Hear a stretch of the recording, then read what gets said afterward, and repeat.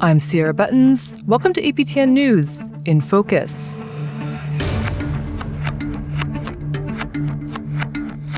This week, we take another deep dive into Bill C-5.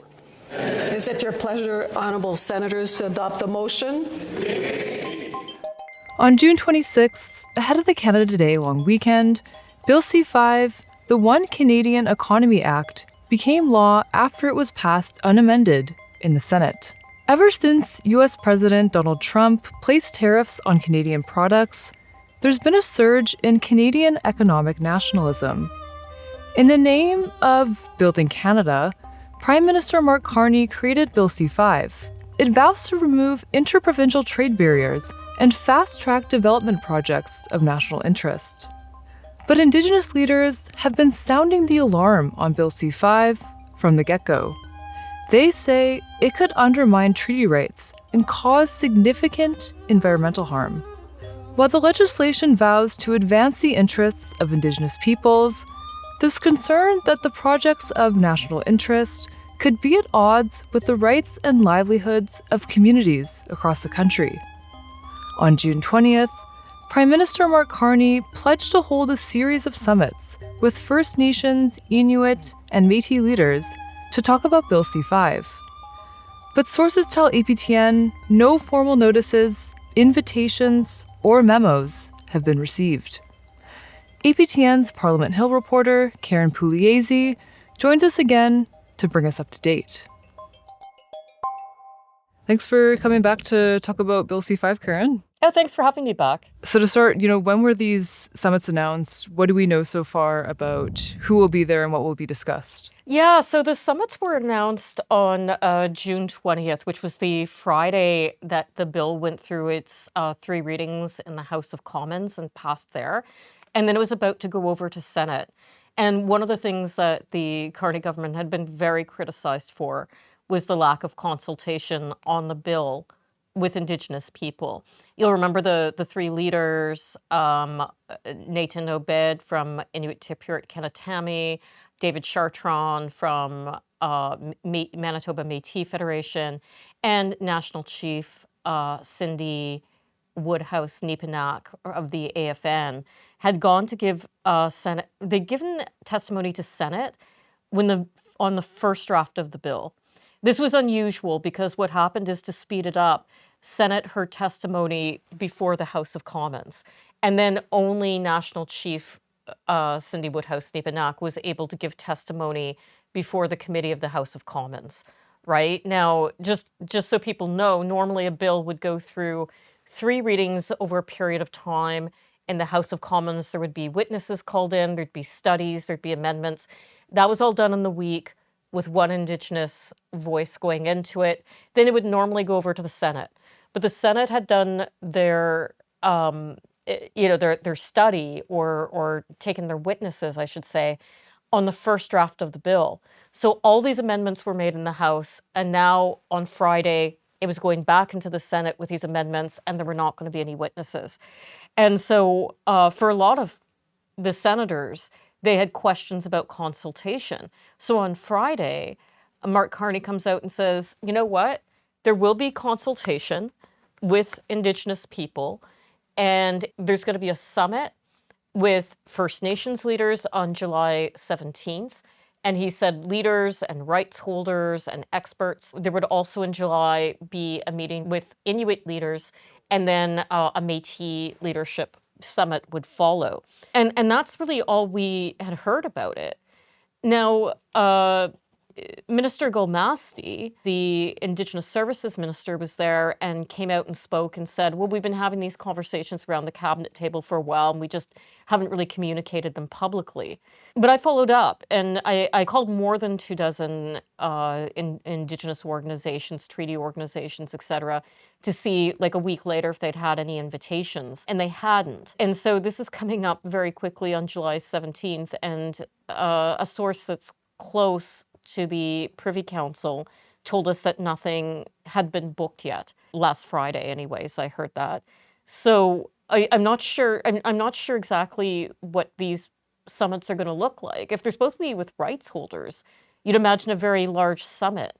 I'm not sure how they're going to invite a small group of people, if it's a smaller group, or who gets to go. It doesn't seem like with the agencies that I talked to that there's been any discussion with them about this yet. So it's still the case that, most people are in the dark about this, not receiving any, formal notice or invitation about these summits? Yeah, I think it's made it very, very hard on Indigenous leaders to hear a government saying, oh, we're going to consult, we're all about consultation, there'll be so much consultation, when there wasn't on the bill. Just remember that Regional Chief Abram Benedict and others from Ontario came down fully intending to testify before committee on this bill, and they cancelled their testimony. They said they didn't have time to hear from them because they were rushing the bill through so fast. And the national chief begged them for more time, said, let's just take the summer, work through the summer, give us a couple of months to properly look at the bill and study it. And so when all these promises about consultation, and there will be consultation down the road, and we promise you this is going to happen, come out, you can kind of see why leaders are a little bit cynical about it. And when you're promised that there's going to be a summit and this was going to be like a prime ministerial led, discussion with rights holders, but none of the rights holders are contacted or asked about the date or have heard about it, it doesn't feel very consultative. So I can see why they're cynical and why they're pushing back against it. And so, with Bill C5 passing in Senate, what was the sentiment about the bill like in Senate, and who maybe spoke in opposition? Yeah, so it broke down pretty much along the same lines that it did in the House of Commons. Not entirely. There were a couple of Conservative senators who stood up and were quite concerned about the consultation aspect with First Nations. But it really did break along basically those same kind of Liberal and DP conservative kind of lines, although Liberal senators for a long time have called themselves independent, to try to disassociate themselves from the Liberal Party. But you could see that they were still kind of breaking along those lines. The person who really spoke out about it was Senator Paul Prosper, who's a Mi'kmaq senator. And what he tried to do and wanted to do was put in an amendment that would put free, prior, and informed consent into the bill. And he talked a lot about how much pressure he was getting from the House of Commons and from ministers to let this pass without amendments. And there's a lot of discussion in the Senate because, Senate is not an elected body. And so they try to minimize, really interfering with bills that come from the elected House.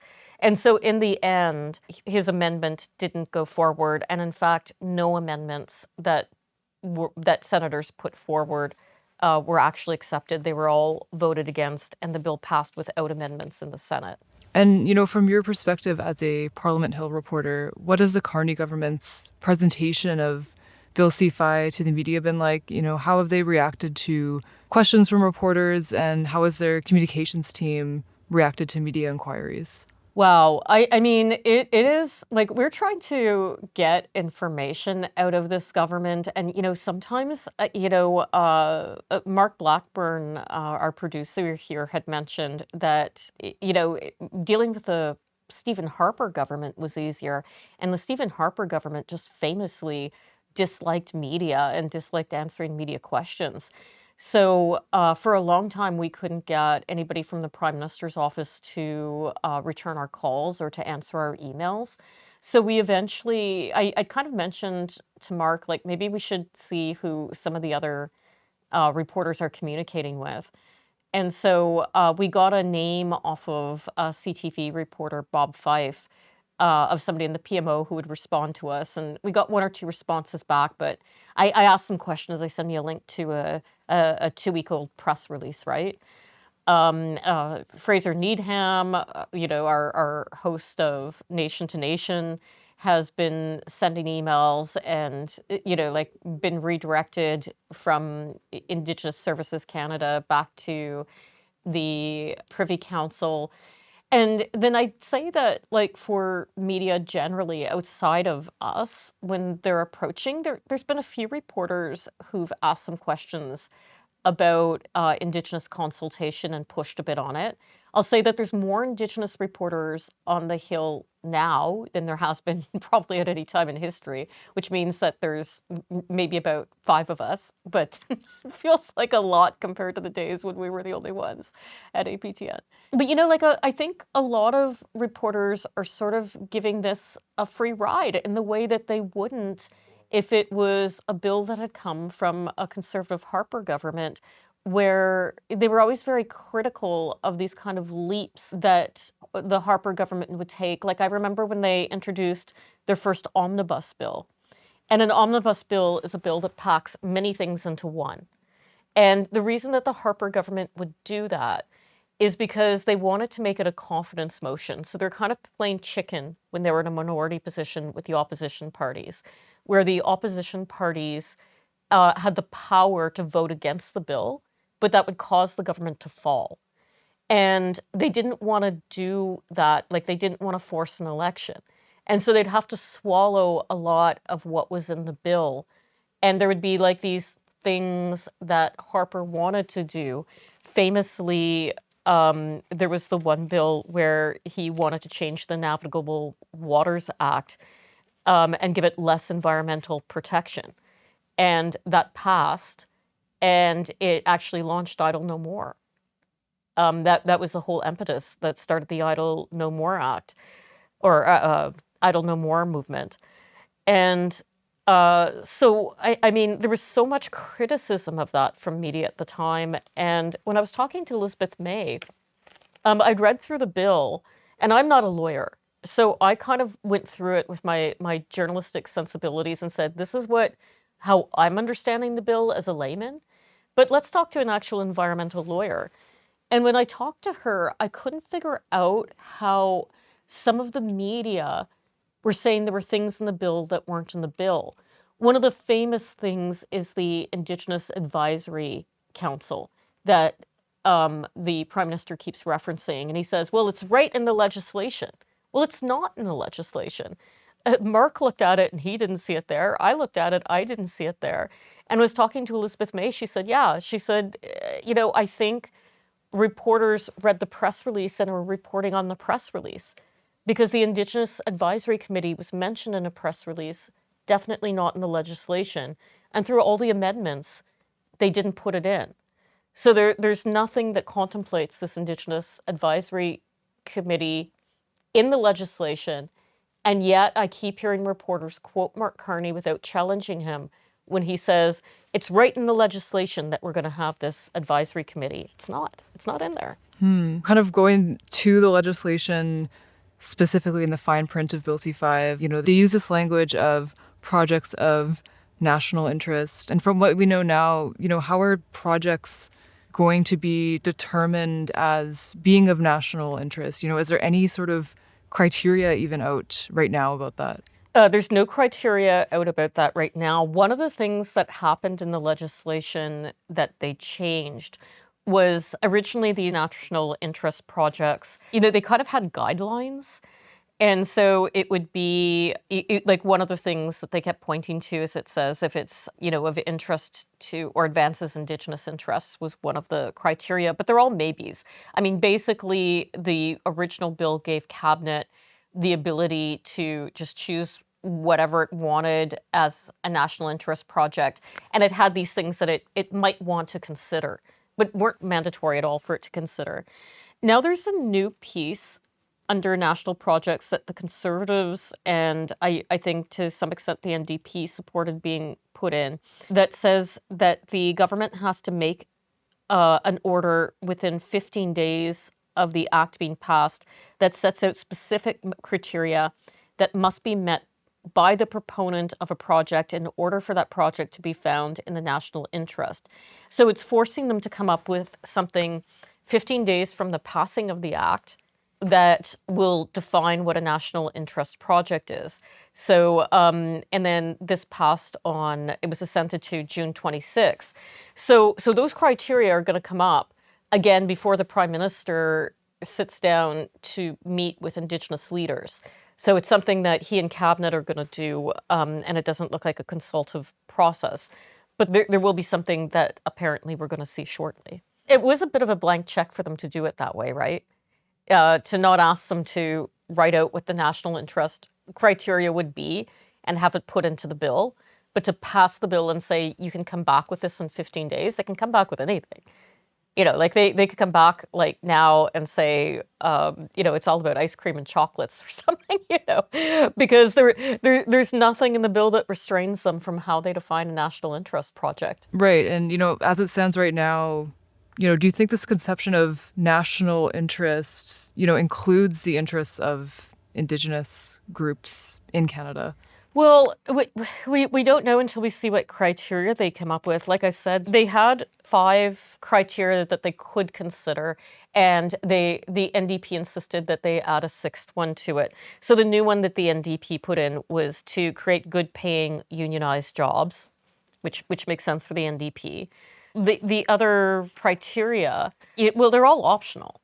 Like what's in the bill now is all optional. So what the real criteria are, they'll come up with, and we'll find out, I guess, shortly. Mm-hmm. Since Donald Trump got elected, we've, seemingly seen this surge in Canadian economic nationalism, in the face of hostility from the U.S. Do you think this has impacted public opinion on Bill C-5? And do you think there would be more outrage or opposition, if this wasn't the case right now? Yeah, I think that this was done under pressure. One of the things that Mark Carney and the Carney government will say over and over again is, we've got to do this, we've got to do these things quickly, and we've got to get moving. And, the truth is, we sort of don't know what's going to happen with the U.S. The tariffs are causing, people in the auto industry to be on really shaky ground.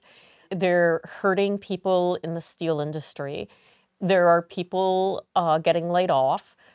And the idea of this whole bill is to create these new projects and speed them up and get them into place as quickly as possible, so that you are creating new jobs that do not require trade with the U.S. Extract minerals, extract oil, but ship it over to overseas markets, and then make the U.S. less impactful on our economy.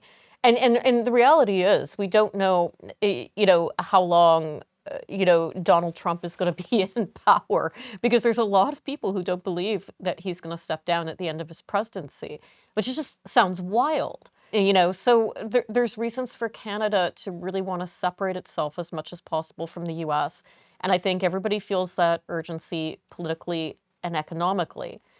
But let's just say for a minute that 2 weeks is still really fast to push legislation through.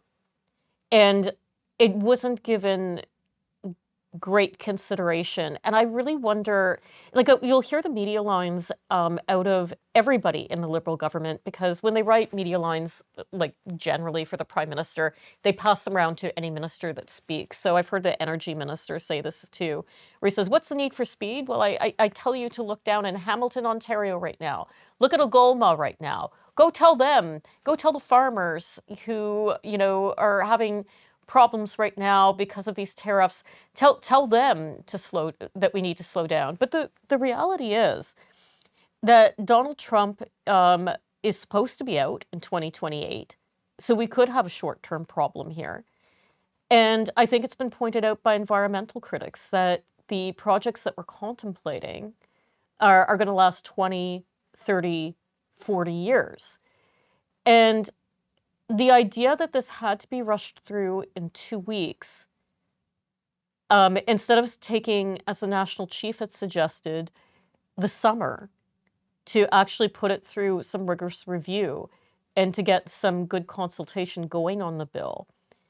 I have a hard time understanding what the difference between 2 weeks and 2 or 3 months are when you're looking at projects that are still going to take 2 years to get off the ground and are going to be with us for 20 or 30 years. So there was definitely some taking advantage of the moment in this. I can't think of another time. I've been a reporter for 20 years. I can't think of another time where legislation could have been pushed through so quickly like this with so much support from the Canadian public. And, you know, Danielle Smith, Premier of Alberta, said it. She said, we have a moment. How can we take advantage of this moment? And we know just how pro-development Danielle Smith's government is, right? And pro-extraction. And so I think that there's a very real crisis, but that very real crisis was maybe turned up a little bit, because I really don't see the difference between getting legislation through in 2 weeks and 2 months in the grand scheme of what's going to happen with the Canadian economy or American politics.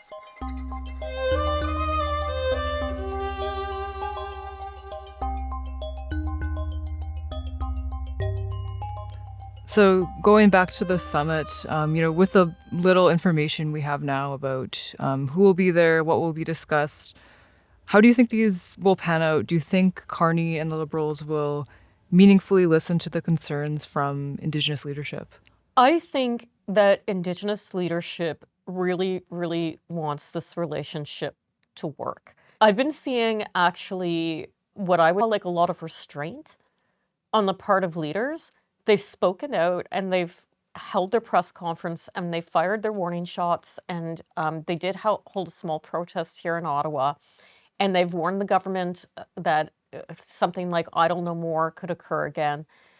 And so they've said all those things, but they're so willing to just go back to the table and work this out. Like, all they want is a proper consultation and reassurances that the rights are going to be expected.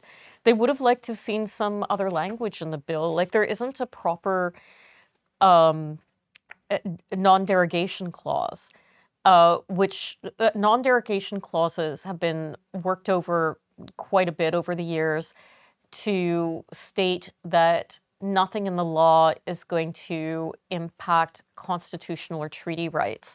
And there's a little bit about treaty rights in the preamble, but it's not a proper non-derogation clause. And that was one of the things that the president of the Inuit Kanatami asked for and didn't come in through the amendments. So I think there were things that they wanted to be able to say. People wanted to be able to have time to have their lawyers go over and do a proper consult and give feedback in a meaningful way on this legislation. And despite the fact that they didn't get that, they're still holding out the hope somewhere that there will be a consultative process. A lot of questions, not just about the summit, but also about that Indigenous Advisory Council. What is it? Is it rights holders on it? Is it meant to just give advice? Does it have any teeth or any powers to actually stop a project from going through? Or what is its purpose? Is it supposed to tell the government who to consult? Like, nobody knows what that is, and it's literally 3 sentences in a press release.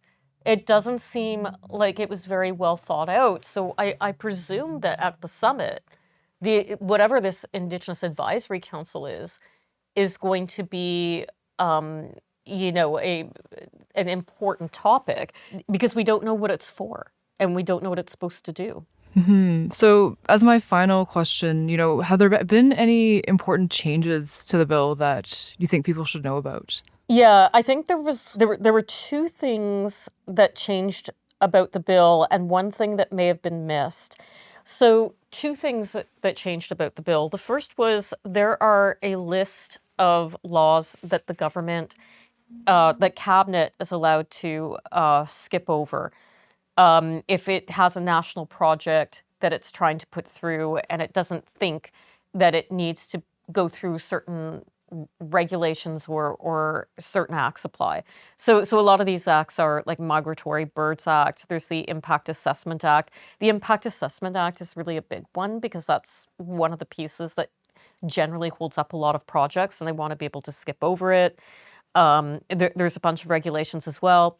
The Indian Act was one that originally could be skipped over, and that got moved by the Conservatives. The Conservatives put in Schedule 2, which is a bunch of acts that the government is not allowed to skip over. And so they moved it there. And that contained other things like the Labor Code, the Conflict of Interest Act, and other things that the Lobbying Act, things that you wouldn't want a government to be able to skip over. In between these two lists, the lists of things that the government can skip and the list of things that the government can't skip, is a bunch of laws that I don't know now whether they can be skipped or can't be skipped. And one of them that I noticed wasn't in there was Canada's UNRA law. The United Nations Declaration on Indigenous People was put into law or accepted into law in 2022. And Canada was supposed to make all its bills match with UN DRIP.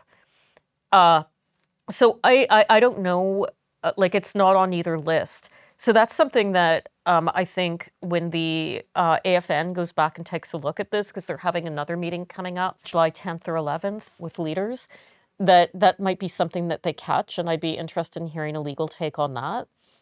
The other one that seems important is there was a section that was added in to 1 that talks about consultation with Indigenous peoples and a report.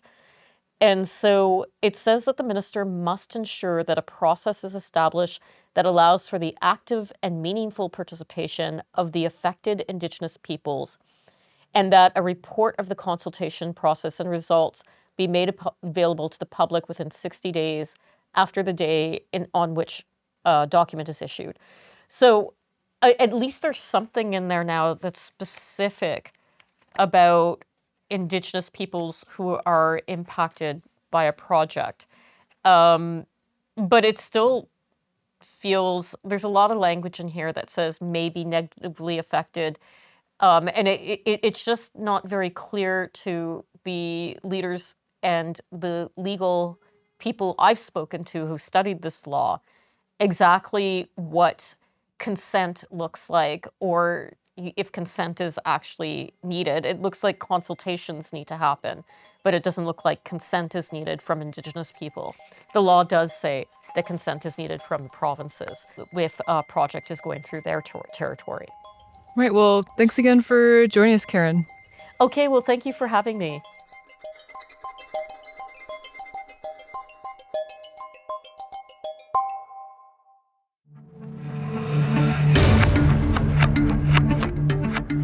This episode was produced by Mark Blackburn and edited by Jesse Andrushko.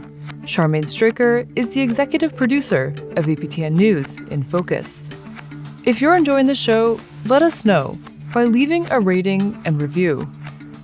If you have any comments or ideas, email us at infocus@aptn.ca.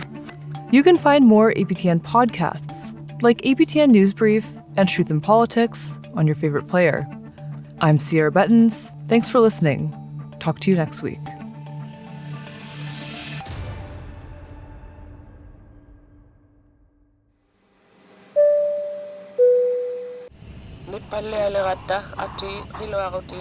APTN presents a captivating journey into the heart of the North with our latest podcast, The Place That Thaws. Some areas that used to be safe are no longer safe. Hosted by me, Danielle Parody. Join us as we uncover the intricacies of life on a changing coast. Subscribe and listen to The Place That Thaws.